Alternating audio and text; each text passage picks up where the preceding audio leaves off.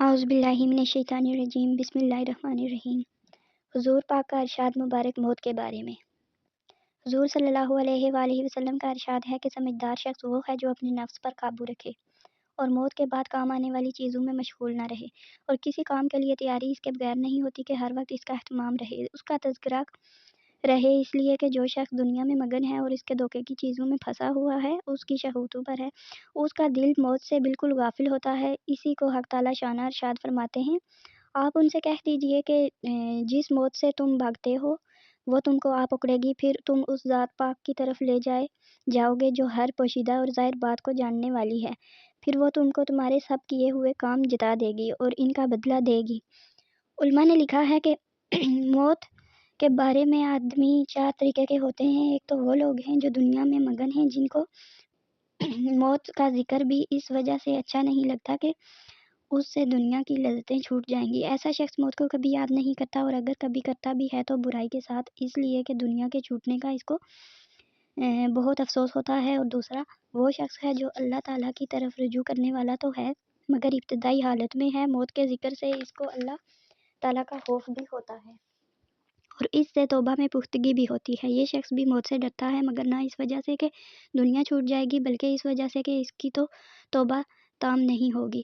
یہ بھی ابھی مرنا نہیں چاہتا تاکہ اپنے حال کی اصلاح کر لے، اور اس کی فکر میں لگا ہوا ہے، تو یہ شخص موت کے ناپسند کرنے میں معذور ہے، اور یہ حضور اقدس صلی اللہ علیہ وآلہ وسلم کے اس ارشاد میں داخل نہ ہوگا جس میں حضور نے فرمایا کہ جو شخص اللہ تعالیٰ کے ملنے کو ناپسند کرتا ہے، اللہ تعالیٰ شانہ بھی اس کے ملنے کو ناپسند فرماتے ہیں، اس لیے کہ یہ شخص حقیقت میں حق تعالیٰ شانہ کی ملاقات سے کراہت نہیں کرتا، بلکہ اپنی تفسیر اور توقعاتی سے ڈرتا ہے۔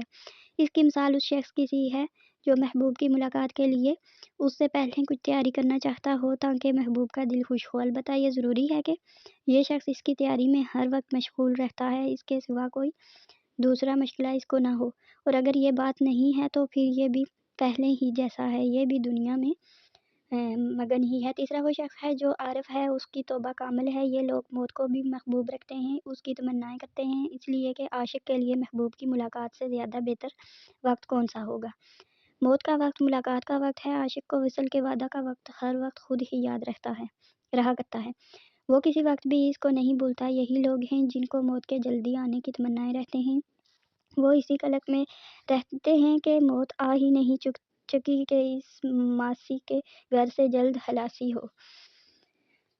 ایک روایت میں ہے کہ حضرت حذیفہ رضی اللہ کے انتقال کا وقت جب قریب ہوا تو فرمانے لگے، محبوب موت احتیاج کے وقت آیا، جو نادم ہو وہ کامیاب نہیں ہوتا۔ یا اللہ، تجھے معلوم ہے کہ ہمیشہ مجھے فکر غنا سے زیادہ محبوب رہا، اور بیماری صحت سے زیادہ پسندیدہ رہی، اور موت زندگی سے زیادہ مرغوب رہی۔ مجھے جلدی سے موت عطا کر دے کہ تجھ سے ملوں۔ چوتھی قسم جو سب سے اونچا درجہ ہے، ان لوگوں کا ہے جو حق تعالیٰ شانہ کی رضا کے مقابلے میں تمنا بھی نہیں رکھتے۔ وہ اپنی خواہش سے اپنے لیے نہ موت کو پسند کرتے ہیں نہ زندگی کو۔ یہ عشق کی انتہا میں رضا اور تسلیم کے درجے کو پہنچے ہوئے ہیں۔ بہرحال موت کا ذکر ہر حالت میں موجب اجر و ثواب ہے کہ جو شخص دنیا میں مگن ہے، اس کو بھی موت کے ذکر سے اس کی لذتوں میں کمی آئے گی، اور کچھ نہ کچھ تو دنیا سے بات پیدا ہی ہوگا۔ اسی لیے حضور اقدس صلی اللہ علیہ وآلہ وسلم کا ارشاد ہے کہ لذتوں کو توڑنے والی چیز موت کو کثرت سے یاد کیا کرو، یعنی اس کے ذکر سے اپنی لذتوں میں کمی کیا کرو تاکہ اللہ جل شانہ کی طرف رجوع ہو سکے۔